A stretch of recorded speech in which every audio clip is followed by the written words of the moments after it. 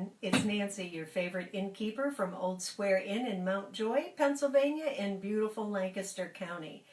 And today I'm going to show you how to make a super easy pie crust. Even the kids can do this one. And you can use this pie crust to make fruit tarts, make a regular pie, make hand pies, but let's get started. I'll show you how this goes. Now, the neat thing about this pie crust is that you don't mix it with your hands. You're going to throw it in a big container. Oh, hi, Erica. You're going to throw it in a big container and shake it, and this is what happens. So, get your container.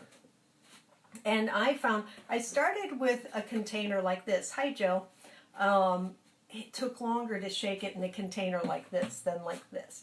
So, you're going to start with 1 1/3 cups of flour. And as I was messing with this recipe, since I'm going to make this a sweet thing, I decided that I was going to add just a 1/4 cup of sugar to give this a little bit of taste. And then you need a 1/2 cup of Crisco. I've already measured that out into my 1/2 cup. And then just kind of plop this into the container. Oh, get in there, over there. If you want to, you can use your fingers. This is your house, right? And this is supposed to be fun. I wouldn't let the kids do this part because they get it all over the joint. All right. So I have that in there. And then just kind of mix this around a little bit, break up some of those clumps. I got this recipe from my friend Bev, and we used to live in the old neighborhood together. And our kids grew up together. I mean, like, since they were babies, they grew up together. They used to, and this was back in the day when you could let your kids outside and run from one house to the next. We were probably 2 doors down from one another. All right, I have that mixed in there. Now, I'm going to throw, you need 3 to 6 tablespoons of cold water. And you know that 4 tablespoons make a 1/4 cup. I'm going to start with almost 4 tablespoons because I put in that extra 1/4 cup of dry ingredients, the powdered sugar. So just kind of sprinkle that around the top. And then put the lid on that. Now you're going to start shaking. So if you have been stuck in your house on coronation, this is going to give your arms a good workout. It's going to fix that flabby part over there. Unless like you're one of those young 20-year-olds who's like, oh, I'm never going to get flabby arms. Sister, you will, trust me on that one. So you shake this until you start to hear this clunking around like dough. It still sounds like fine powdery ingredients to me. Anyway, I got this recipe from my friend Bev, and this was back in the day when there used to be Tupperware ladies, and this was a Tupperware, let's see how this is working. This was a Tupperware recipe. Okay, can you see that? It's not together yet, but it's starting to get some clumps in there. And if you have kids with you on this, put them to work. You'll have fun shaking this. Just make sure that it's going to be a container whose lid doesn't fly off, because that happened to me once before. Now, ideally, when this is finished, you're supposed to let it sit in the refrigerator for, oh, maybe 30 minutes. Can you hear it start to clunk? Let's see what's going on with it. We're getting there. See those big chunks in there? Still a little bit of dough left in the bottom. Hi, Marianne. I remember you from the old neighborhood. Not that you were in the old neighborhood, but I think my kids were little when we knew one another. All right, it's starting to clunk. You can even sort of see it on the side. My sister in Arizona asked me for this recipe the other day, and I called her. And I said, how did that work out for you? She said, oh, my Lord, how long did it take you to mix it? I said, I don't know, maybe 15 minutes, 5 minutes. I'm not sure. She said, oh, my gosh, I was mixing that thing for 30 minutes until I thought, this is stupid. But she did anyway. Okay, see how that's big and clunked up? That's exactly what you want. Now just take this dough. And here's the thing about a Crisco dough. When you use butter as an ingredient in a pie dough, see, that's perfect, look at that. And when after I would put this in the fridge, I would divide this into 2 lumps and just do one at a time. Now I have some dough prepared. Anyway, butter in a pie dough makes it very, very flaky. But you have to be very careful about how you're going to use that, because the more you mess with butter in a pie dough, then the butter starts to melt, and it's the fat against the flour that helps make it flaky. You don't want to blend that into the flour. All right, so I have my little piece of dough. I'm going to put that down there. Flour on both sides.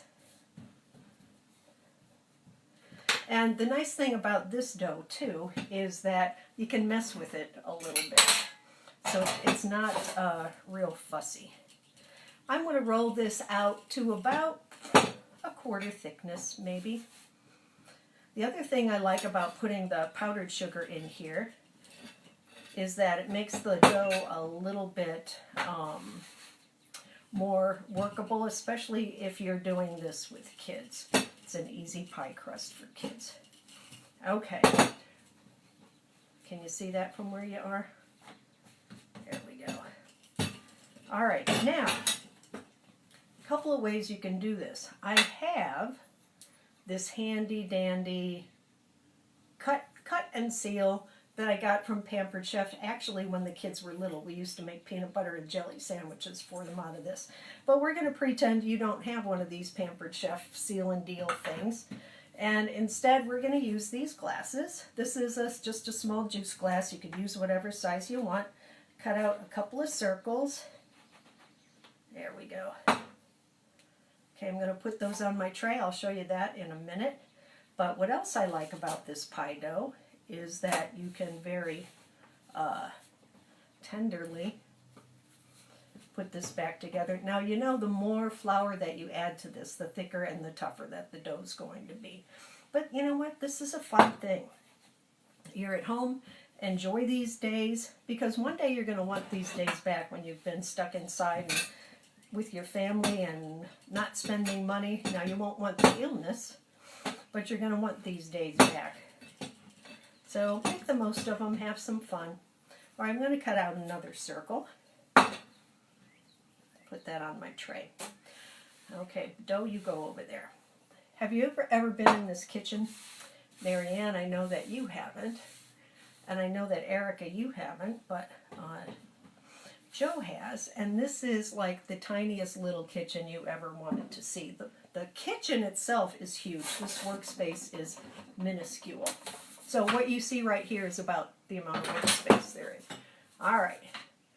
Okay. So I have 5 little pieces of dough here, and you could do, of course, as many as you want.